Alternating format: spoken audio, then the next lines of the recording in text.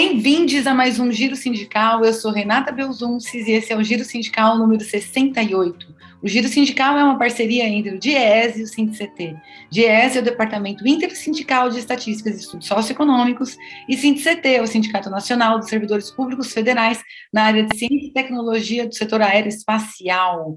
E esse programa conta com alguém que você já pode ter cruzado por aí no seu YouTube, na sua telinha, com o professor Eduardo Costa Pinto. Professor, obrigada por aceitar tão prontamente o nosso convite.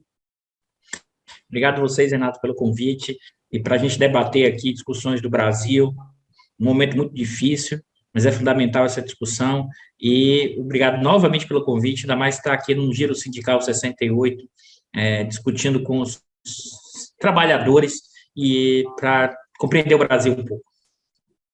68 dá até um alívio, né? Dá pra falar assim, mas olhando não para o Brasil, né? Quando a gente olha para outro lugar, né? Que o 68 Sim. Aqui foi difícil. Muito, muito. Bom, apresentar também o professor, né? O professor hoje, ele está no Instituto de Economia na Universidade Federal do Rio de Janeiro, e quando a gente menciona que alguns já conheçam, é porque há cerca de um ano e meio ele pilota no canal do YouTube do Instituto de Economia da UFRJ, o Diários da Crise, que já é quase um nonagenário, que já está quase chegando nos seus 90 números, edições, muito longevo já para a internet, né? Parabéns pelo projeto, muita gente tem acompanhado, sindicalistas, movimentos sociais, e até por isso que houve demandas, tem que chamar o Eduardo para o Giro, tem que chamar o Eduardo, atendidos. Para o azar Maravilha. do professor, né? Para o azar do professor, está aqui atendido o pedidos. Vamos lá, vamos começar aqui nossa conversa. Maravilha, e na verdade o canal de estudo de economia da FRJ e o Diário da Crise é mais um dos programas que tem como objetivo levar o conhecimento que é produzido na universidade além dos alunos, levar para o conjunto de uma sociedade e para aproximar o conhecimento da universidade com a população em geral. Isso aí.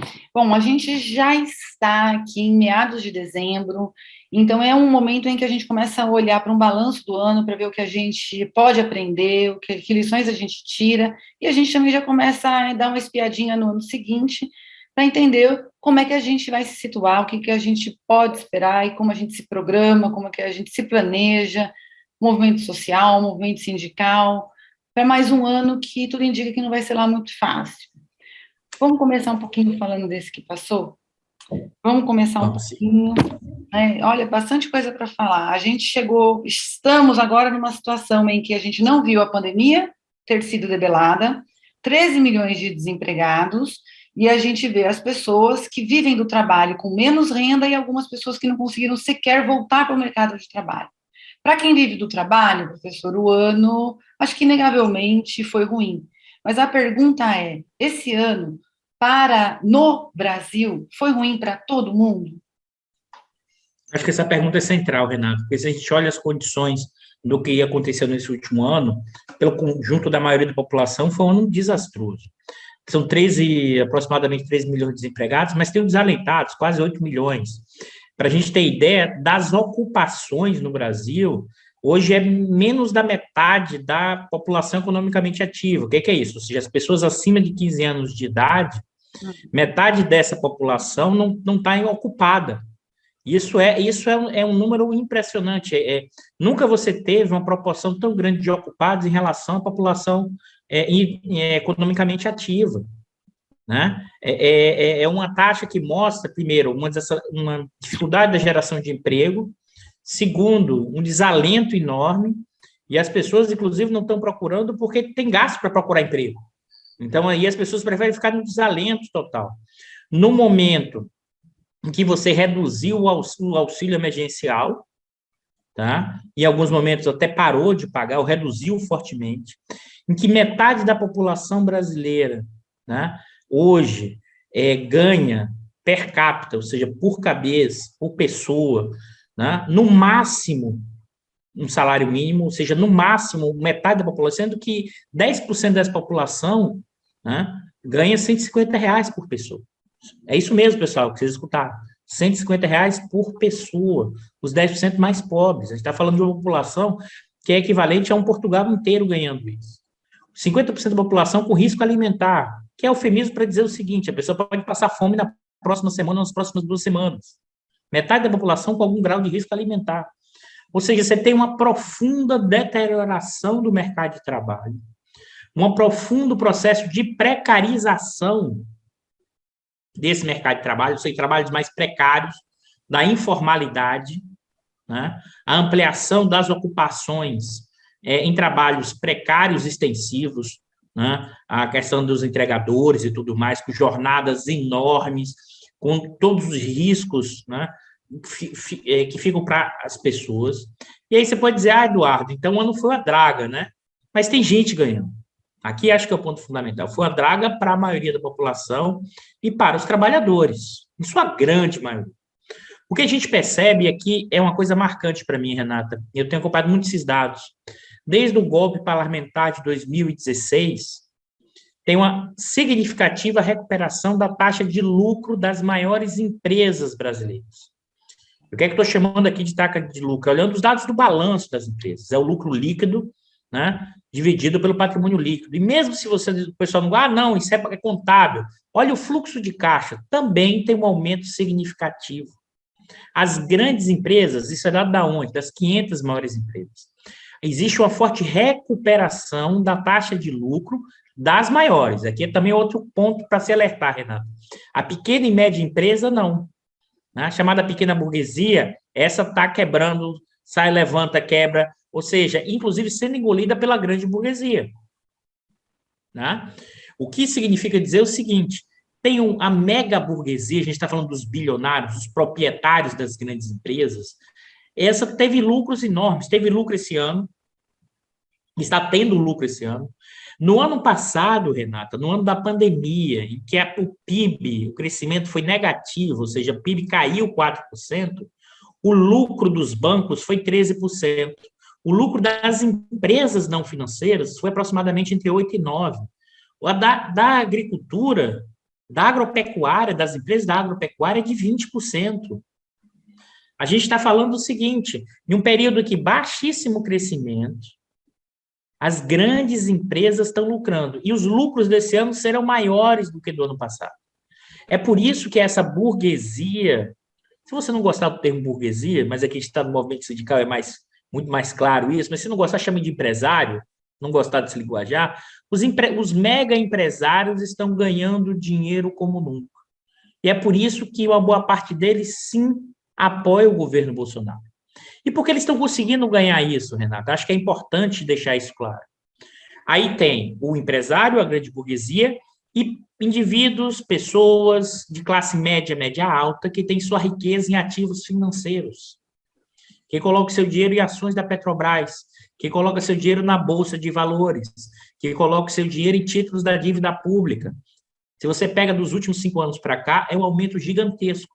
Então, sim, né, tem em torno de umas 300, 400 mil pessoas que estão ganhando muito. Claro, para isso, para a escala do Brasil, é pouco, mas é pouquíssima gente se apropriando da riqueza. Né? E que significa que esse pessoal apoia esse governo Bolsonaro e que essa burguesia ganha pelo lado financeiro e pelo lado dos proprietários das empresas produtivas, não financeiras, tem ganhado porque tem aumentado a exploração da força de trabalho. O salário tem caído, a jornada de trabalho tem se ampliado, eles estão reduzindo os custos indiretos da força de trabalho, reduzindo benefícios, seguros, reduziu o custo, por exemplo, da justiça do trabalho. Eles estão se concentrando, ou seja, uma empresa controlando um mercado inteiro. Olha o que aconteceu com as empresas de varejo. Né? Cresceram gigantescamente. 2, 3 empresas controlam o mercado inteiro. Olha o que aconteceu com as empresas de serviços hospitalares, serviços médicos, também. A Pivida não é uma coisa isolada. A Redditor, por exemplo, controla boa parte dos hospitais. Tem um processo de concentração e centralização que até foi vivido durante o regime militar no Brasil pós-67, e um processo de concentração enorme da formação de grandes conglomerados. Mas são conglomerados do quê? Do capital comercial, O dono da van não é uma figura exótica, ele expressa hoje uma parte expressiva de como se estrutura e como se comporta o capitalismo brasileiro. É difícil ouvir isso, mas é isso. A gente tem que entender que tem uma mudança. E uma outra parte, qual é a lógica? Olha, a forma da gente ganhar dinheiro agora é aumentar pela lógica da mais-valia absoluta. Ou seja, estender a jornada de trabalho e aumentar a exploração. Eu não vou concorrer via tecnologia, eu não vou criar novos, eu vou concorrer como? Ampliando ainda mais a exploração sobre a força de trabalho. É impressionante os dados quando a gente olha e para, ou seja, sim, tem ganhadores nesse processo, e esses ganhadores estão conectados com o golpe parlamentar 16 e com a parte significativa dessa burguesia e da alta classe média, que está construindo um Brasil que cabe só 60 milhões de pessoas. E os outros 140, os outros 150, ou eles dão migalha, ou eles vão tentar resolver na porrada. É um pouco isso do que a gente está vendo no cenário brasileiro atual. Queria ter outro cenário, outras notícias, mas é importante a gente ter a realidade como está se processando nesse momento e como isso afeta fortemente os sindicatos, que é uma forma de um ataque frontal da mudança da reforma trabalhista, que é exatamente reduzir o poder dos sindicatos, que é um braço importante de resistência desse processo. Professor, os sindicatos, tanto do setor público, do setor privado, também vêm com uma grande possibilidade de sair dessa situação, de desafogar um pouco, de gerar um pouco de emprego, ou de, no setor público, que está muitos anos sem setor público, exato, setor público está muitos anos sem reajuste, e precisa contratar vários outros setores, precisam, setores chaves que atendem a população mais pobre, sobretudo, precisa contratar, isso não acontece, e a gente sabe que isso depende do investimento, tanto público quanto do investimento privado, né? E nenhum dos dois aconteceu esse ano. E aí acho que parte dessa sua primeira resposta já ajuda a entender, olha, não era preciso sequer investir, o nosso padrão de acumulação, ele é tão tacanho, ele é tão reduzido a uma selvageria, que o empresário não precisa ser nem moderno em investir, basta ele aumentar a exploração sobre a força de trabalho. E o setor público, né, também não investiu. Agora, tocando no ponto específico do investimento, né, tanto para um setor quanto para o outro, por que, na sua avaliação, isso não aconteceu? E talvez não aconteça também no próximo ano? Sim, eu acho que tem um ponto que a gente precisa destacar aqui. Primeiro, explicar para quem está nos assistindo, né, quem está nos vendo, o que é o papel do investimento. Tá? Eu vou fazer uma explicação aqui rapidinho, que é o seguinte. A dinâmica econômica, o crescimento econômico, o PIB, ele pode ser olhado sobre vários ângulos. Então, eu vou olhar ele pelo lado da demanda. Tá? Pelo lado da demanda é o quê? O PIB é igual consumo das famílias, que é o CESão, mais gasto do governo, mais investimento, mais exportação e menos importação. Esses são motores do crescimento. Por exemplo, o consumo das famílias pode puxar e aumentar o crescimento econômico. A questão toda é que, numa conjuntura como essa, em que a massa salarial está caindo e tem desemprego alto, de um ano para o outro o consumo cai. Então, isso não vai puxar o quê? O PIB. Ou seja, o motor do consumo das famílias está paralisado, porque você tem aumento do desemprego, inflação subindo, né? E salário real caindo, porque você não tem reposição e ainda tem inflação. Então, você tem o componente do salário real caindo, né? Então, não vai ser pelo C, do consumo. Gastos do governo. Gasto do governo pode ser feito. Por quê? Porque está congelado pelo teto. Então, como o governo não pode aumentar os gastos em relação ao período anterior, não tem estímulo da demanda agregada. Aí você pode dizer, exportação, está exportando bastante, está mesmo. E importando menos. Então, tem um saldo comercial positivo. Então, isso puxa a economia brasileira? Puxa parcialmente, porque a economia brasileira é muito grande. As exportações líquidas são relativamente pequenas. Isso pode até puxar estados, viu, Renato? Então, por exemplo, o Centro-Oeste tem uma crise muito menor do que outras regiões nesse momento. Porque, por causa desse efeito exportador, tem mais geração de emprego naquela região, porque ele, inclusive, puxa algumas regiões que são mais vinculadas à agricultura. Mas, claro, puxa com trabalho precário, mas pelo menos tem ocupação. Mas as exportações não têm escala para puxar o Brasil inteiro. Aí só sobra o quê? O I, que é o investimento. O investimento, para quem não entende, é o quê? Aqui tem que ter cuidado. O investimento não é colocar o dinheiro no banco. O investimento não é colocar. O investimento macroeconômico é tudo, é um gasto que gera aumento da capacidade produtiva. Então, eu tenho uma fábrica que produz 100. Eu vou agora ampliar a fábrica para ela produzir 200. Isso é investimento. Eu construí um hospital, isso é investimento, que aumentou a capacidade produtiva. Esse investimento pode ser público ou privado. Tá? Desculpa aí prolongar um pouco, mas acho que é importante para quem está assistindo, quem é não economista, para entender o que é o papel do investimento. E no capitalismo, o investimento tem um papel central, porque ele cria nova capacidade produtiva e na própria criação dessa capacidade produtiva gera efeitos multiplicadores. Aí você poderia, Eduardo, explica, sai dessa linguagem de economia dos efeitos multiplicadores. Se eu vou construir uma fábrica, eu tenho lá aço, máquinas, então eu vou contratar máquinas. A empresa de máquinas vai contratar aço de outra empresa. Se eu for fazer uma obra, eu vou contratar trabalhadores, mas eu vou também comprar aço para a obra. Então, vai ter que ter, e eu preciso comprar aço de uma empresa que produz aço, que vai pegar aço do minério de ferro. Então, você tem todo um efeito em cadeia que o investimento gera, né? E a decisão do investimento do capitalista, ele toma quando o quê? Porque aqui é importante. É quando ele espera vender, quando ele espera ganhar. Se ele no futuro, porque a decisão do investimento é hoje. Hoje eu vou botar lá 1 bilhão, mas ao longo do tempo que eu vou ter o dinheiro de volta sendo recuperado.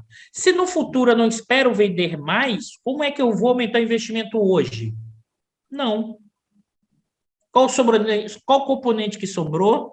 O investimento público, que poderia ser um motor fundamental e quase sempre é em momentos de crescimento baixo ou de depressão, mas ele não dá. Sabe por que ele não dá, Renata? Porque você tem teto do gasto, porque você tem a regra de ouro, você criou um arcabouço institucional que impede o investimento público como motor desse processo.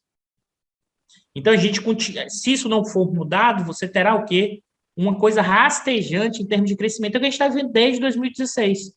Tem muita gente ganhando, mas o crescimento é muito baixo. Então, não alavanca a economia, não gera emprego na escala maior. Em momentos de crise, quase sempre você tem um aumento do investimento público. Isso não é esquerda ou direita, não. Em todo lugar do mundo, quando você tem crise, você aumenta o investimento público. Aqui você constitucionalizou, né, a decisão de política econômica e fiscal que você proíbe.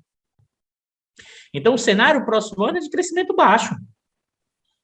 Para vocês terem ideia, por ano, né, e até me corrija, Renato, se eu estiver falando besteira com esse dado, por ano entra na oferta do mercado de trabalho em torno de 1,5 milhão de pessoas. Em 4 anos, né, seria em torno de 6 milhões. Né? Se nos próximos 4 anos gerássemos 6 milhões de novas vagas, a gente estaria nessa mesma draga atual. Então, a gente precisa de claramente um projeto de emprego emergencial que necessariamente passa pelo aumento do gasto e do investimento público. Sem isso, não conseguiremos sair disso. A questão toda que se coloca é que esse teto dos gastos, esses arranjos, eles hoje servem de âncora para preço da riqueza financeira. Por isso que o pessoal, quando mexe, o pessoal da Faria Lima, o pessoal quem tem títulos do governo, fala, não mexe. Por quê? Porque parte desses preços ativos pode cair com a mudança da política fiscal.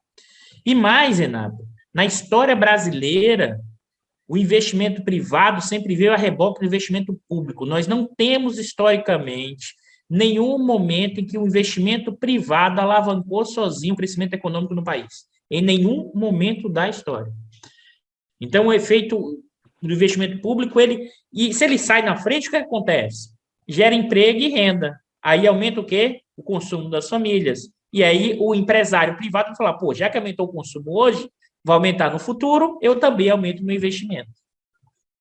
Mas não há sinais nenhum de que isso se configure nos próximos anos sem uma mudança significativa, né, na estratégia governamental, e a mudança que será terá uma forte reação dessa burguesia brasileira. É muito mais do que a discussão só Bolsonaro, não. Essa burguesia brasileira irá reagir a qualquer mudança que altere a atual configuração de reforma trabalhista, de teto de gastos, de regra fiscal, de regime previdenciário. Porque eles estão ganhando muito. Não tem sentido. No capitalismo não tem sentido econômico. Se eles estão ganhando, porque eles vão ceder. E ainda Qual é a vão, lógica? ainda vão querer avançar em outras áreas que ainda não conseguiram avançar tanto, como saúde, por exemplo, né? Sim. Que é um... E acabou de sair esse final de semana na Folha de São Paulo que é um projeto de lei em discussão de uma nova reforma trabalhista, que é para liberar o trabalho no domingo e para dizer que emprego de aplicativo não pode ser CLT. É de faltar, né, Renata? Mas assim, a gente tem... Tá difícil. Porque eu me lembrei também de uma interpretação de um jurista do Largo de São Francisco, defendendo a institucionalização, né, nessa nova reforma trabalhista da greve patronal, né? É uma coisa até difícil, isso existe, a gente sabe que existe, chama lockout, né? Os empresários, às vezes, eles forçam uma parada da produção, mas um jurista colocar no mesmo patamar trabalho e capital, eu fico pensando, né, o que passa na cabeça da pessoa ao comparar coisas tão diferentes, né? Alguém que depende do sustento e alguém que acumula, né? Essas pessoas não são iguais. Uma é hipossuficiente, a outra é hipersuficiente. É uma coisa básica do direito, né? Renata, e vou te falar mais, para completar. Nem o Adam Smith, o pai do liberalismo, achava isso. Ele dizia, eu dou aula de economia política, ele dizia o seguinte, olha, o capital, o empresário está na direção e o trabalhador está na outra. Mas a capacidade de resistência, por exemplo, do capitalista é muito maior, porque, por exemplo, durante a greve ele tem um fundo de reserva que o trabalho tem. Isso é riqueza das nações, escrevendo o pai do liberalismo econômico, tá, pessoal? Em Isso que a Renata trouxe. 1976. Isso, exatamente. Faz tempo já, né, Eduardo? Faz muito. Não, e o pai do liberalismo já mostrava que trabalhador e capital têm forças de intensidade contrárias, mas intensidades diferentes. Ou seja, não tem um equilíbrio perfeito. Essa história de que o trabalhador ele sempre tem uma força muito menor diante do capitalista é evidente. Senão não seria o modo de produção capitalista e os capitalistas não teriam a força que eles têm. Exato. Tem um tema que apareceu aí na sua fala, na resposta, que foi a inflação, né? E a inflação, ela está preocupando demais e está causando mais uma fobia entre várias que a pandemia nos trouxe, que é a supermercadofobia, que é a fobia de você ir ao supermercado e trazer cada vez menos itens. A cada ida você traz menos itens, as pessoas vão com medo já ao supermercado. Quem é responsável por controlar nossa inflação, nossa moeda, é o Banco Central Independente, né? E o Banco Central Independente tem tentado debelar isso, aumentando os juros e estimulando o consumo. E a inflação, acho que até vale a pena ouvir o professor um pouquinho também sobre isso, porque tem várias causas hoje, né? A gente tem desorganização mundial por causa da pandemia. No Brasil, a gente tem crise hídrica, a gente tem câmbio, a gente tem uma série de fatores, mas nenhum política de preço da Petrobras.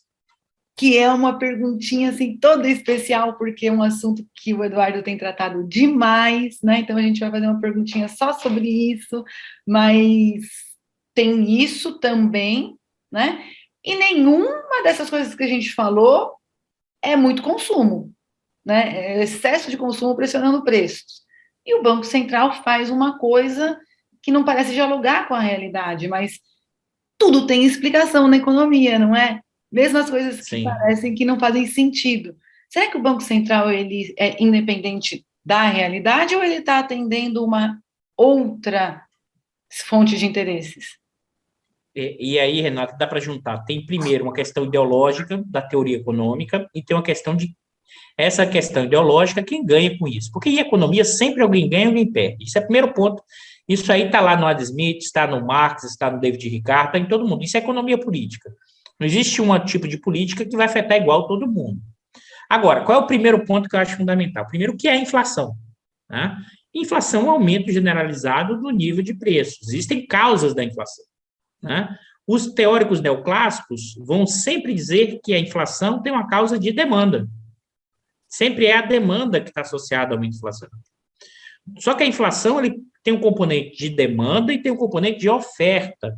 Muitas vezes o problema é pelo lado da oferta. Como assim, Eduardo?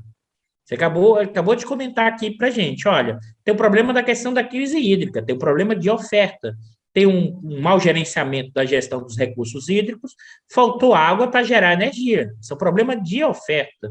Pelo contrário, não tem a energia mais cara até diminuir um pouco o consumo, mas o preço está subindo, né?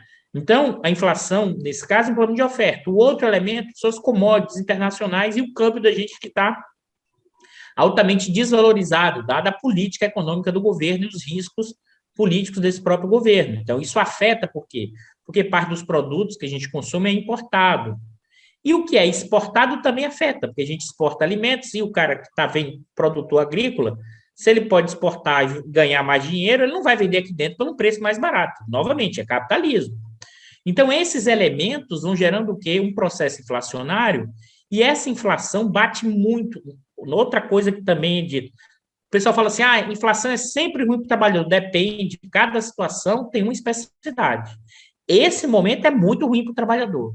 Mas, por exemplo, a inflação de 12, 13, 14 não foi tão ruim para o trabalhador, porque foi inflação provocada pelo aumento dos custos, pelo salário. Então, o trabalhador estava até melhorando, porque ele estava recebendo mais. Agora, não, você não tem inflação que é de salário, né? Porque isso pode acontecer em determinadas situações, aumentar o custo da força de trabalho e você tem os serviços, era inflação de serviços, os serviços em geral ficaram mais caros, mas tinha a ver com o aumento salarial. Isso, qualquer país que se desenvolve vive alguns momentos de inflação associada a melhoras salariais. Né? Isso é uma característica. E depois, como é que você resolve isso em parte? Aumenta a produtividade pela questão tecnológica. Então, você vai juntando a tecnologia com esse processo. No nosso caso brasileiro, o que é que a gente fez? Não. Já que o preço aqui do custo de trabalho subir, eu não vou botar tecnologia para resolver. Vou fazer o quê? Vou voltar o desemprego, vou voltar a aumentar a jornada de trabalho e vou tirar a seguridade social. Esse é um dilema que a gente viveu agora, mas, em parte, se você olhar, a gente vê nos anos 60.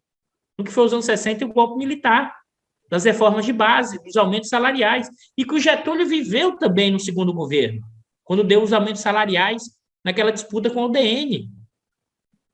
Qualquer movimento que tenha um aumento salarial e trabalhista de médio prazo é quase sempre abortado no Brasil.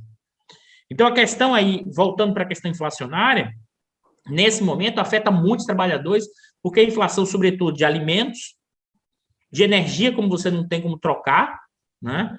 Carne, proteínas, feijão, arroz em geral, e o que afeta fortemente o trabalhador que já estava com a renda muito baixa. Né? E o Banco Central opera como? Aqui que é o elemento. Né? Ele diz o seguinte, o diagnóstico é inflação de demanda. Como é que eu resolvo a inflação de demanda? Aumento os juros. Porque na hora que eu aumento os juros, eu desestimulo o consumo. Por quê? Porque fica mais caro tomar empréstimo, fica mais caro tomar crédito. Isso desestimula o consumo. Só que a economia já está deprimida. E, Renata, e as pessoas, você está com esse cálculo que eu falei, que eu vou falar para vocês aqui. A cada 1 ponto percentual de aumento da taxa de juros, então a taxa de juros estava, agora não sei quanto é que está a última, agora não falha a memória, mas se aumentar de 7 para 8, sabe quanto é que o governo vai pagar mais em um ano? Você tem ideia, Renata? De despesa? 50 bilhões. 50 bilhões. Isso é o gasto do governo que não está na conta do teto, porque o teto só vale para despesa corrente, não tem despesa financeira. Então, você aumenta em 50 bilhões as despesas que vão para quem? Para os detentores de títulos do governo. E que vão fazer o quê com esse dinheiro? Comprar novos títulos, comprar novos papéis, comprar novas ações. O dinheiro não volta a circular no sentido do consumo, da produção, da renda e do emprego. Né? Então, quem ganha com isso? Ganha com isso os detentores de ativos financeiros. Bancos, corretoras, grandes fundos de investimento e pessoas, grandes bilionários, pessoas físicas que têm seus ativos, sua riqueza na forma de ativo financeiro. Fui checar a Selic, porque eu também estava em dúvida, está 7,75. E 7,75. Lembrando que no início do ano estava quase 4, me parece. O que significa dizer que, para os próximos anos, a despesa governamental vai aumentar mais de 200 bilhões. E o pessoal reclama do auxílio que foi dado, entendeu? Porque só vale para um lado. Quando é despesa para os mais pobres, é populismo. Quando isso gera ganho para os ricos, é política econômica racional. será que essa política de teto dos gastos é o único lugar que pobre tem teto? Né, tem que falar isso para o pessoal do movimento sem teto, né? Falar assim, olha, o único lugar que pobre tem teto é na política fiscal do governo, porque para rico não tem teto, para pobre tem teto, né? A Sim, gente sim. inverte, fazendo uma brincadeira aqui com uma das nossas Sim, sim. chagas sociais, né? Agora, tem uma pergunta que ficou irresistível depois do comentário sobre a inflação do começo dessa década, que teve uma inflação de custos. Os trabalhadores, eles fizeram muita greve naquele período, muita greve, Eduardo, muita greve. A gente tem um banco de greves do Diese e os maiores registros são desse período, 2013, 2014. 2013, acho que é a maior quantidade de greves da história brasileira. É, Do Banco exato. do Diese, assim. Isso, o SAG, né, tem uma entrevista, inclusive, aqui com o Rodrigo Linhares no Giro, que é o técnico que responde por esse trabalho, belíssimo. E teve uma hipótese que alguns economistas discutiram de que o golpe, né, o golpe parlamentar, o golpe constitucional, que se efetivou em 2016, teria sido uma reação a esse levante da classe trabalhadora que conseguiu obter um quinhão, né? Estava fortalecida porque a gente tinha uma taxa de desemprego de 6%, né? A gente então não tinha o maior o maior chicote contra o trabalhador é o desemprego. Aquilo estava não tinha esse perigo, né? Esse perigo estava um pouco debelado. E aí muita gente citou, resgatou o texto do Kaletsky, né, de Sim, 49, falando, olha, isso não teria sido uma reação organizada da burguesia, que uma espécie de uma política de classe, de vamos derrubar esse governo, ainda que, né, como negociadora sindical, eu andei muito na Fiesp nesses anos, e era corrente, Eduardo. Os empresários diziam abertamente: nunca nenhum governo nos deu tanto dinheiro quanto a Dilma. Nunca, nunca. Tanto isenção fiscal, tantas benesses para produzir e gerar emprego. Né? A contrapartida devia ser sim. essa. Né? Mas saiu do controle, a classe trabalhadora foi para cima, foi tirar a sua parte, e eles teriam feito uma revolta de classe, uma política de classe que culmina no golpe. Você acha que essa análise faz sentido? O texto do Kaletsky, que acho que é de 49, resgatado, faz algum sentido para a análise da nossa realidade? Aspectos políticos do pleno emprego. Eu acho que ele é central. A minha análise que eu faço na discussão do golpe, só que eu acho que o golpe é um conjunto de elementos. Tá? Na verdade, mas um dos elementos principais para entender o golpe é, sim, e eu acompanho, como eu falei, das taxas de lucro. Se a gente olha de 11 até 16, as taxas de lucro das maiores empresas elas estão caindo em vários setores. Por outro lado, o salário está subindo. É isso que é a luta de classe. Existem várias formas de luta de classe, mas uma delas direta é a relação salarial. Isso também o Adam Smith falava, não precisa nem do Marx, ou seja, o capitalista quer mais lucro, o trabalhador quer mais salário. E você tem forças em direções opostas. E como o lucro ali, a taxa de lucro estava caindo, né? Até então, se você olhar, em 14, a maioria da burguesia brasileira apoiou o Aécio. Né? Porque você já tinha uma desaceleração do lucro e sim os capitalistas e os trabalhadores aumentando o salário mínimo e os salários. Como a gente falou, 2013 é o maior número de greves. O crescimento econômico gera o maior número de empregados e gera um conflito, aumenta a tensão de capital e trabalho. Né? Só que 15 é um ano muito trágico. Por que trágico? Porque os lucros caem muito, mas o salário também cai. Tá? Só que o lucro cai mais do que o salário. Observe o seguinte: se antes você tinha esse conflito, ou seja, todo mundo está perdendo e o capitalista ainda está perdendo mais, mas está todo mundo perdendo. Ou seja, o trabalhador também começou a perder em 15. E é trágico nesse sentido porque aí vai desgarrando o apoio. Porque se eu não estou mantendo um lado dessa história, e acho, Renata, que esse é um dos elementos importantes para entender o golpe. E acho que uma parte do campo progressista não coloca isso na conta. Coloca o golpe como se fosse uma coisa do malvado do Cunha ou do Temer, que é traidor. Fica no âmbito da cena política. O golpe, e o gente está parado hoje, que é no meio na rua, no meio do redemoinho, parafraseando Guimarães Rosa, é formado, esse redemoinho foi formado por vários ventos. Um deles tem a ver com essa disputa entre capital e trabalho, mas tem a ver com o vento também do imperialismo norte-americano que jogou a bactéria, né, da relação Departamento de Justiça e Lava Jato, que é uma bactéria que todo mundo também usou achando que poderia controlar a bactéria. Isso vai da burguesia que queria mudar o padrão, isso vai do PSDB que queria voltar ao poder, isso vai do próprio Temer que queria parar a Lava Jato, isso vai da classe média que queria colocar de volta os trabalhadores no seu lugar, seus trabalhadores dos seus serviços domésticos.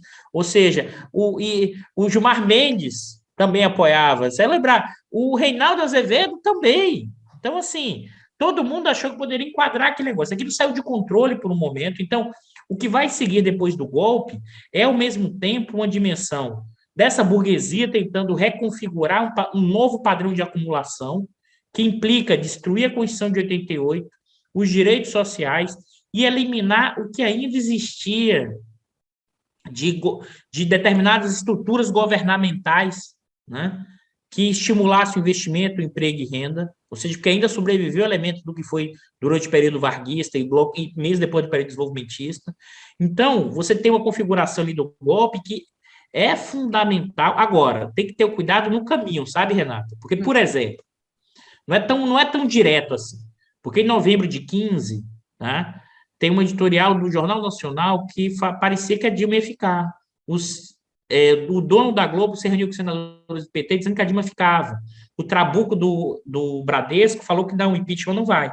Por outro lado, a Fiesp e a CNI não, já estava dentro. E por quê? Porque aqui é o ponto. Porque eles estão buscando implementar a agenda Fiesp 2. A Dilma tentou fazer uma agenda Fiesp, que foi o quê? Um ensaio desenvolvimentista. Vamos reduzir o custo da energia, vamos reduzir os juros em 2012, vamos realizar mudanças, vamos dar subsídios, aquilo nunca se deu tanto dinheiro. Só que o que acontece? Não é se o outro vai gostar ou não disso. Se isso não se reverteu em taxas de lucro, eles falaram, pô, não adianta, eu recebi isso tudo, mas eu estou ganhando menos, então eu tenho que ajustar onde? Em cima da força de trabalho. Tanto é que a Fiesp e a CNI entraram no golpe primeiro. O setor bancário, isso vai entrar depois, quando diz assim, porque também tem um risco da transição, não é trivial. Né? Não é tão trivial, porque, inclusive, você vê o jogo como ficou embolado depois desse negócio. Claro que a burguesia está ganhando, implementando, mas politicamente o jogo está embolado. O jogo está embolado, tanto é que eles tiveram que ir no Bolsonaro, que não era o candidato que eles gostariam. Porque depois implode o Aécio, implode o PSDB com o efeito Temer, Aécio e Joesley. Então, o jogo também ficou embolado, mas é central, né, essa discussão e que essa grande burguesia só vai entrar na história e vai dizer assim, eu vou com o Temer, não é o Temer, é porque o Temer diz assim, eu vou fazer a ponte para o futuro. E a ponte para o futuro é o quê? Essa mudança no padrão de acumulação e que essa burguesia ainda busca implementar ainda mais durante esse período e recuperar as suas taxas de lucro. Então, é fundamental pensar o golpe, sim, a partir da luta de classes, mas levando em conta os elementos do imperialismo externo, né, que tem a ver com a questão do petróleo, tem a ver com a questão do pré-sal, tem a ver com a seção externa, mas não pode perder de vista o papel, sobretudo, dos agentes internos da burguesia no golpe parlamentar 16. Mas uma parte do campo progressista deixa isso de lado ou transfere a ideia. O problema é só o imperialismo, ou o problema é só a cena política, porque o Temer foi um traidor e o Cunha foi um malvado. Se a gente ficar nessa discussão, a gente não entende que não dá para voltar no passado e daqui para frente a trajetória é bem diferente e será de batalhas ainda maiores. Tá? Ufa, olha, não tem pouca pedra no caminho, mas vamos lá. O SINDCT, que é o sindicato que apoia esse projeto, que é nosso parceiro aqui, ele representa os trabalhadores do INPE, do DCTA e do CEMADEM.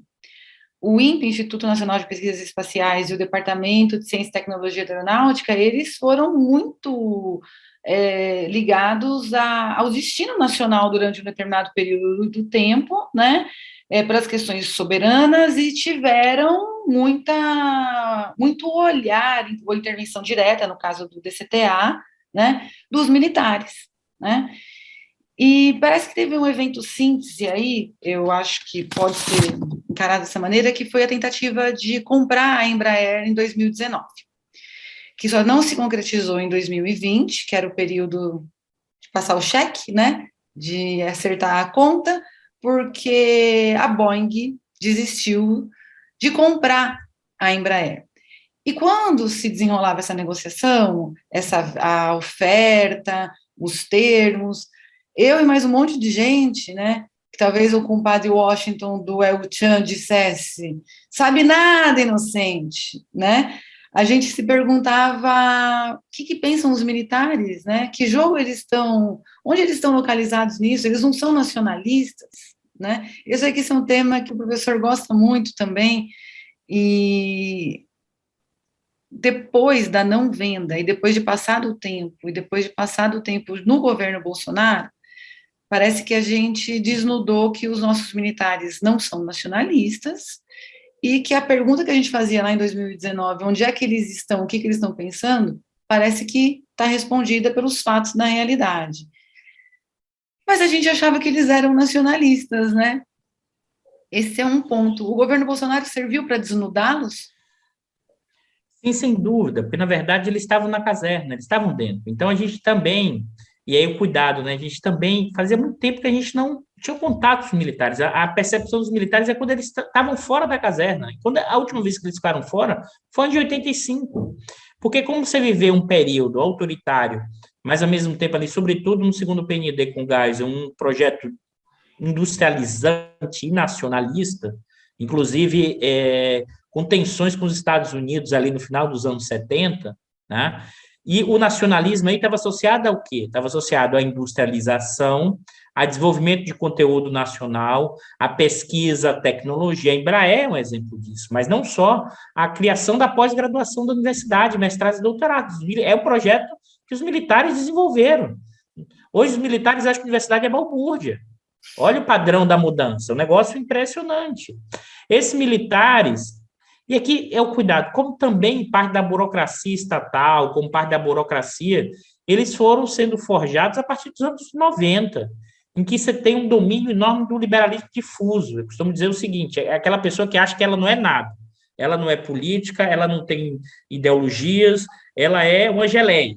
Mas, na verdade, ela está impregnada de valores individualistas.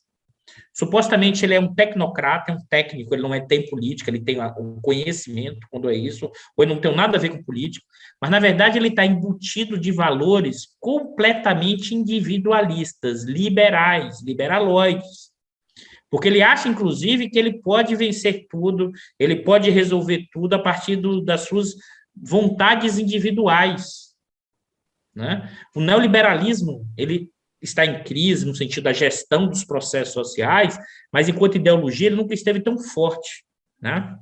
E os militares foram incorporando isso. Os militares aí, sobretudo, porque também tinha uma disputa entre o pessoal do gás e o pessoal do Silvio Frota, né? O Silvio Frota, por exemplo, esse pessoal todo que está hoje no governo Bolsonaro é um pessoal que vinha da linha do Silvio Frota, e era um alinhamento maior com os Estados Unidos, né? E mais ainda, pós anos 80 e 90, eu vi outro dia uma entrevista do Mourão, faz tempo, faz 2, 3 anos, ele falou, não, a China deu certo porque ela é liberal, porque ela fez abertura. Eu olhei assim, meu Deus do céu, onde é que ele está, onde é que o Mourão está para falar isso? Mas assim, observe que a ideia é que a parte da ideia é o seguinte, olha, nós já perdemos, não adianta desenvolver tecnologia internamente, vamos nos aliar com o mais forte, que tem mais a ver com a nossa cultura ocidental cristã, né? E aí vamos ver o que a gente recebe em troca. Mas o receber em troca para eles estão pensando muito mais em equipamentos militares. A ideia é que eles têm a visão dos anos 90, aquela ainda idealizada, de que a abertura vai atrair investimento, vai gerar emprego e renda, que nenhum lugar do mundo segue mais. Mas isso vale dos militares, isso vale dos lavajatistas, e no caso dos militares, o que é que sobrou do nacionalismo? O nacionalismo territorial. Vamos defender a Amazônia das ONGs, vamos defender o Brasil do que? Do marxismo cultural. O que é o marxismo cultural na cabeça desse pessoal?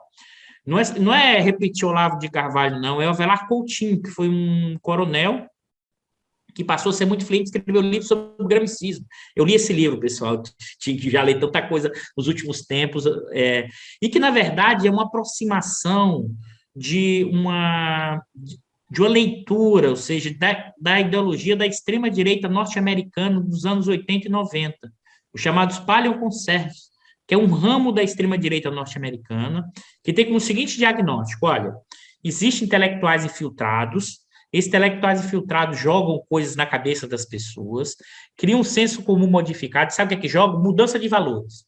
Então, se eu quero ir para a universidade e vou questionar meu pai porque eu fui para a universidade, significa que eu, Eduardo, coloquei na cabeça lá do aluno que agora ele vai questionar o pai e os valores do pai. A gente mal consegue botar nosso aluno para estudar, a gente vai conseguir incutir valores de ordem de gramicismo cultural, mas isso vale para o professor, isso vale para os movimentos LGBT, isso vale para os movimentos negros, isso vale para o movimento ambientalista. Por quê? Porque toda lógica que questiona a ordem mínima, isso estaria criando um senso comum modificado, e seria fruto dos intelectuais orgânicos gramicistas que estariam disseminando isso na cabeça das pessoas.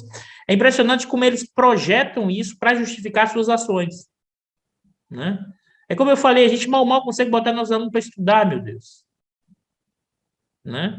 E é evidente que isso sim ganhou força no governo, entre os militares, mas isso vai ser alavancado a partir da década de 2010. Claro, com seus instrumentos ideológicos, e no fundo, os instrumentos ideológicos foram importantes para as ações que eles tomaram a partir de 17 e 18, e uma parte se ganha economicamente com isso, né? Porque passaram a entrar no governo, passaram a ganhar salário maior. O presidente da Petrobras, que é um general que não tem a mínima ideia do setor militar, mas não tem a mínima ideia do setor militar, ganha 240 mil por mês, né? Não tem a mínima ideia do que é a política de preço ou coisa do tipo, e você vê, e aí eu falo sem nenhum problema, que é o seguinte: o pessoal utilizou a retórica ideológica para se aproveitar da boquinha do Estado brasileiro. Sim, tem um barulhinho aqui, mas vai continuar. Tranquilo. Professor, um dos assuntos que você tem grande interesse é a Petrobras, né, e a economia política do petróleo. E você já começou a falar, mas eu falei, segura aí que a gente vai fazer uma perguntinha especial sobre isso. Um dos assuntos que é de seu grande interesse e que tem tomado bastante episódios aí no Diários da Crise é o petróleo, é o preço, é a política que a gente tem implementado, a situação da Petrobras e, obviamente, né, o que pesa no bolso do povo, que R$ 7 ninguém aguenta. A minha pergunta é, para o ano que vem, que é um ano eleitoral, tem alguma perspectiva disso mudar? Porque, para quem está tentando a reeleição, é um argumento contra o qual, é um fato contra o qual não se tem muito argumentos o combustível nesse patamar, não é mesmo? Sim, Renata, e aí eu vou até lembrar, porque além de também ser professor do Estudo de Economia da FRJ, no estudo de petróleo, eu sou também pesquisador do INEP-FUP, que foi um instituto que a FUP criou para discutir a questão do petróleo. Lembrando que é R$ 7,00 a gasolina e o gás de cozinha acima de R$ 100,00, tá? Que é o GLP, que também é derivado do petróleo. Renata, assim, em termos de projeção para frente, eu não acho que a Petrobras irá mudar a política de preço, não.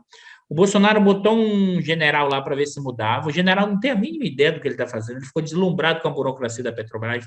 A burocracia da Petrobras deve ter botado nos gráficos, nas tabelas na frente, diz, não pode por causa disso, disso. E ele deve ter ficado maravilhado, porque é uma burocracia bem preparada, evidentemente, mas ela pensa como cabeça de planilha. Eu estou falando isso, pensar como cabeça de planilha. Ela opera como se o único caminho fosse a maximização de lucro. A Petrobras hoje ela já está privatizada por dentro no sentido da gestão. A gestão hoje da empresa é maximizar lucro o tempo inteiro. Então, a política de preço, em parte, é o reflexo disso. Né? Haveria margem para reduzir? Sim. É evidente que haveria margem para reduzir? Sim. Mas isso implicaria em reduzir os lucros da Petrobras. Esses lucros da Petrobras reduzir o lucro dos acionistas, que hoje sua maioria já não é mais nem nacional, e também reduziria os bônus dos diretores da Petrobras, que também ganham com os lucros. Então, observe que tem uma convergência de interesse nesse processo da determinação da política de preços, que aí volta aquela questão lá que você estava comentando. Quem é que ganha com isso? Ganha um acionista estrangeiro, né, que vai distribuir lucros e dividendos. Só para você ter ideia, Renato, esse ano a Petrobras vai distribuir 63 bilhões de lucros e dividendos para os acionistas. Você sabe quando foi toda a receita da Petrobras nos 9 primeiros meses com gás de cozinha? 17 bilhões. 17 bilhões. Então, é o seguinte, se você resolvesse pegar metade do GLP, do gás de cozinha, e distribuir de graça, sabe quanto é que isso custaria? De graça. Metade. Né? Custaria 8 bilhões e meio. Isso representa 10% do que vai ser, um pouco mais do que 10%, do que vai ser distribuído de lucros e dividendos da Petrobras, 63 bilhões. E se a gente está achando muito, os próximos 5 anos, a previsão é que serão distribuídos 78 bilhões de lucros e dividendos para os acionistas. Ou seja, quem ganha com isso hoje? A Petrobras com preço alto, com bônus do pré-sal, porque os custos estão caindo enormemente para a produção de petróleo. Aquilo que poderia ser uma bonança, com capacidade de atuar, de utilizar para vários instrumentos esses recursos, está sendo apropriado de forma curto-prazista por acionistas, né, por alta direção com seus salários enormes, por uma parcela muito pequena da sociedade brasileira e dos capitalistas estrangeiros. Eu costumo dizer e utilizar o termo, a gente está sendo saqueado. Então, a gente pode esperar a continuidade do saque para o ano que vem, mesmo que seja impopular para um governo tentando a reeleição, porque pode desagradar quem está ganhando com isso. Eu acho que a tendência... Pode ser que no meio do desespero, se o Bolsonaro sentir que não está conseguindo retomar a popularidade, ele pode mudar e fazer na marra. Mas a tendência é que se mantenha a política atual. Por quê? E a tendência de aumento? Porque o câmbio tende a não tende a melhorar, o câmbio tende a se desvalorizar. E com a política de preço atual atrelada ao câmbio, né, não vejo nenhum grande sinal de grande queda do preço do petróleo, não, e nem do câmbio. Entendido. Olha, o campo que a gente deixou aqui para boas notícias para o ano que vem ainda é uma lacuna terrível, né? Não sei se a gente vai conseguir ainda preencher com alguma coisa, mas vamos lá, vamos lá. Vai ter, Renata, a eleição, a notícia boa. A notícia boa é a possibilidade de mudar. Isso, a notícia boa é a possibilidade de mudar, com certeza. Olha, para quem acompanha o Diário da Crise, e para quem não acompanha, fica a dica para acompanhar, a gente vai deixar o link aqui, assim como também vou deixar o currículo do professor, e até aquela formulinha que ele colocou da demanda agregada, a gente vai colocar aqui também na arte, a gente vai dar também aqui a gente vai colocar, deixar tudo aqui. Bom, agora que você já está nesse ponto da entrevista, você já viu, né? Agora não deixa de ver o Saiba Mais, que é onde vai ter outros links de interesse, tá bom? Mas para quem ainda não acompanha, tem um fio de continuidade que é sobre um termo que é o butim, é sobre o butim, né? O butim é aquilo que a gente toma na guerra de quem perde, né?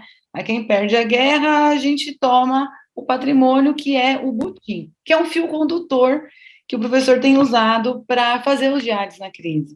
Professor, explica para quem está chegando agora, para quem vai chegar, ou quem vê muito esporadicamente, o que é o butim, e antes disso, que guerra foi essa que tem o butim em disputa? Vamos lá. A nossa crise institucional, em que você tem um Estado perdendo a capacidade de coordenar, inclusive a disputa entre os capitalistas. A nossa crise institucional é tão profunda que não tem nem coordenação entre os capitalistas. É diferente da privatização dos anos 90, que cada um tinha o seu pedaço. Ó, o capital estrangeiro vai ali, o capital nacional vai ali, as empreiteiras vão ali, e aí você tinha o modelo de gestão do PSDB coordenando aquilo. Agora, não tem essa coordenação. É uma disputa entre eles, tanto é que você vê Banco A reclamando do Banco B, banco completamente conectado com o atual ministro da Economia. É o banco que mais cresceu nos últimos tempos. O banco que tem proximidade, que é o BTG, é o banco que mais cresceu. O funcionários do Ministério da Economia saem e vão para o BTG, ou seja, a porta giratória. Ou seja, você cria... E, por exemplo, o Banco Itaú reclamando, e até perdendo, não perdendo dinheiro, que eles nunca perdem, mas ganhando menos. Então, tem uma disputa. E o que eu estou chamando de motivo? Porque são dois movimentos hoje para entender o que a burguesia tem operado no Brasil. O primeiro, que eu já falei, é aumentar a exploração da força de trabalho, aumento da jornada, redução dos salários, redução dos benefícios sociais.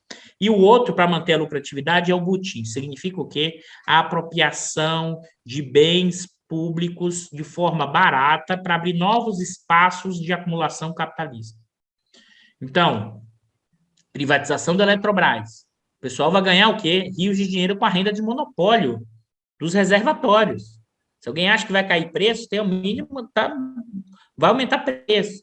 Venda da RLAM, da refinaria da Bahia, que foi vendida a 1,8 bilhões, mas segundo estimativas do INEP, onde também sou pesquisador, e outras estimativas, deveria ser vendida por 3 bilhões. O próprio TCU, no primeiro levantamento que teve acesso à Petrobras, a Petrobras estimou primeiro por 3 bilhões. Né? Então, você está vendendo barato. Além de tudo, a refinaria ela foi construída para ser um monopólio regional. Não tem escala econômica para você botar outra refinaria do lado na Bahia.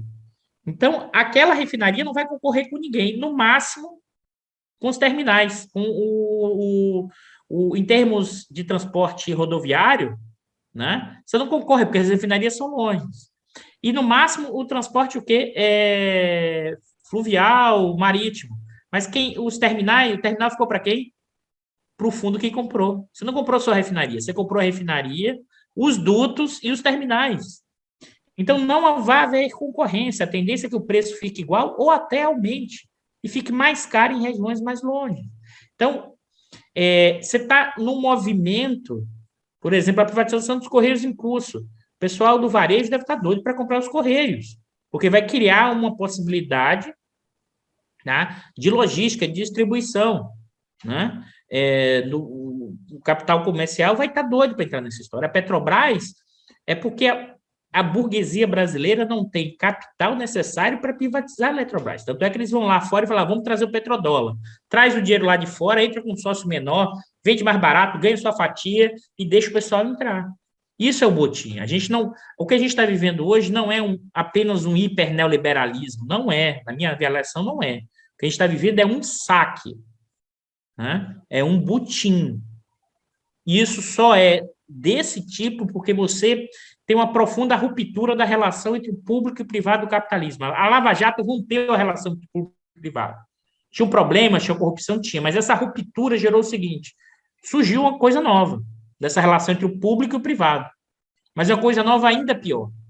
E ela expressa como? Se a palavra para entender hoje a relação público e privado é a rachadinha. Porque todo mundo virou o balcão. Vai do leite condensado dos militares a você botar vários jabutis na privatização da Eletrobras, que até o PSDB votou contra, porque um bocado de gente colocou, tipo assim, você não coordena nem a privatização, todo mundo querendo seu pedaço, das mais diversas formas, porque você tem uma profunda crise institucional e uma crise do Estado nessa configuração do capitalismo. Por isso que o botim se opera quando? Quando você está desestruturado e o mais forte vai levando na porrada, vai levando nos seus laços de pessoalidade. É isso que a gente está vendo hoje no Brasil, e isso é o Bolsonaro, mas, na verdade, é desde 2016. Eu tenho dito essa frase constantemente, o Bolsonaro não é o responsável da crise, ele é a infecção oportunista que se apropriou de um corpo doente.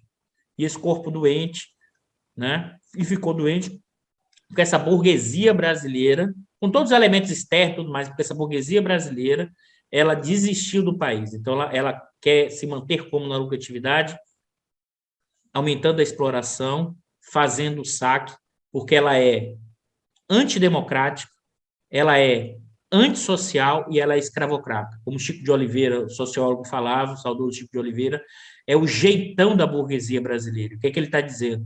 O caráter do brasileiro não é formado pelo jeitinho, mas sim pelo jeitão. E o que é o jeitão da burguesia? Ela burla as regras, ela dá golpe, ela muda as instituições para manter o seu lucro a qualquer custo. E a população brasileira, o jeitinho para sobreviver ou para ascender. Ou seja, a questão do caráter do brasileiro é estruturada a partir desse jeitão dessa burguesia e que é marcada por esses elementos que eu falei, que geram profunda desigualdade, e quando os trabalhadores ganham alguns aumentos salariais, em vários momentos históricos, que vale na Dilma em 13, vale nos anos 60 e vale no Vargas dos anos 50, você reage de forma brutal, autoritária, para debelar qualquer movimento desse tipo. É um estado de contra-revolução permanente, né? A nossa burguesia, ela forja, né, e encara essa contra-revolução permanente. Florestan Fernandes sempre na veia. Na veia, né? Na veia. Bom, eu pensei assim, a gente terminar assim, não vou dizer otimista, porque a gente já deixou aqui um quadro, né? Mas então, ao invés de falar assim, olha, professor, quais são suas melhores expectativas para o ano que vem? Eu vou trocar, porque você já disse que a melhor é a eleição, né? Sim. Então, eu vou pedir assim, dá um recado para o movimento sindical, para o movimento social, que formam a maior parte das pessoas aqui do nosso público, não só, mas é o nosso público mais aguerrido. Dá um recadinho para eles, porque eles gostam muito do seu trabalho, extrapolou mesmo a academia, né? Pode ter certeza, porque chegar... Eu estou aqui no Vale do Paraíba, e eu estou conversando com o pessoal do Sem Terra, o pessoal dos sindicatos, e eles falam, Eduardo, a gente gosta muito dele, né? Isso me deixa muito honrado mesmo, porque não estou fazendo mais do que meu papel no sentido de um funcionário público e que é remunerado pela mais-valia dos trabalhadores da sociedade brasileira. Então, e levar esse conhecimento, eu acho fundamental. Eu acho que são as palavras para falar. A gente está no meio da rua, na rua, no meio do redemoinho. Ao mesmo tempo, esse redemoinho e esse meio da rua, a gente pode estar, a partir da compreensão desse fenômeno, uma nova travessia do Brasil, porque não é apenas reconstrução, é refundação. Nós precisamos numa nova travessia para essa trajetória. E, para isso, vamos precisar ter coragem, ousadia e política. Coragem e ousadia para propor. Acho que o campo progressista, alguns segmentos, como a chance do Lula ganhar é ótima, não vamos fazer o contraponto, não, é o contrário. Se você não explicitar e você não deixar claro, olha, nós vamos até aqui, não vamos até lá, você não terá força política para implementar nada depois da vitória eleitoral, caso ela venha. Né? Por quê? Porque essa burguesia irá reagir fortemente. Fortemente. Então, a luta de classe ela se expressa nessas disputas políticas, econômicas e ideológicas. Então, propor, empurrando o campo progressista da esquerda por mais, por mais, por mais. E eu estou falando aqui mais, pessoal, não estou falando revolução, pessoal.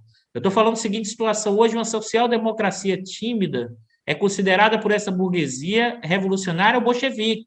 Mas a gente tem que empurrar mais, para que na negociação diga assim, olha, não, a gente só vai ceder até aqui. Se a gente já entra com essa história, não vamos falar muito, senão a gente não ganha, a gente não vai fazer nada depois. E aí eu quero alertar, porque o que vai acontecer em 2023 é diferente de 2003. Você não tem mais o tempo para fazer ir comendo pelas beiradas. A burguesia se juntará com os militares, com a classe média e se unificará de novo contra qualquer um.